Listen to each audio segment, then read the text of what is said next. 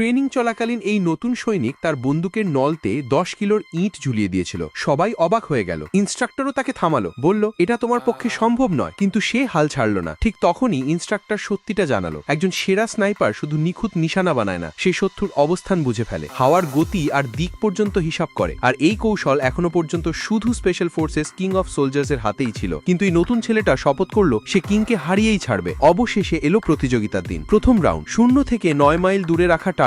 দুজনেই একসাথে গুলি চালালো আর একসাথে টার্গেট হিট করলো। দ্বিতীয় রাউন্ড, এবার টার্গেট 1 থেকে 2 মাইল দূরে, ফের দুজন সমানে সমান। এবার এলো ফাইনাল রাউন্ড। হঠাৎ আকাশ ফেটে পড়লো, মুষলধারে বৃষ্টি, চারপাশে ঘন কুয়াশা, দৃশ্যমানতা শূন্য। আর এবার টার্গেটের দূরত্ব বাড়ানো হলো পুরো 1 থেকে 7 মাইল, যেখানে রাইফেলের রেঞ্জ মাত্র 1 থেকে 6 মাইল পর্যন্ত। কিং অফ সোলজার্স পরিস্থিতি দেখে পিছু হটার সিদ্ধান্ত নিল, কিন্তু নতুন রিক্রুট চুপচাপ স্কোপ অ্যাডজাস্ট করতে লাগলো। হাওয়া, দূরত্ব সবকিছুর সূক্ষ্ম হিসাব করলো। অনেকক্ষণ নীরবতার পর সে ট্রিগার চাপলো আর গুলি ছুটে গিয়ে সোজা টার্গেটে লাগলো। তার সঙ্গীরা আনন্দে হাততালি দিল, আর অন্য পাশে দাঁড়িয়ে রইল কিং অফ সোলজার্স। টিকটকে লাইক ভিউজ কিনতে চাইলে এই নাম্বারে হোয়াটসঅ্যাপ করুন।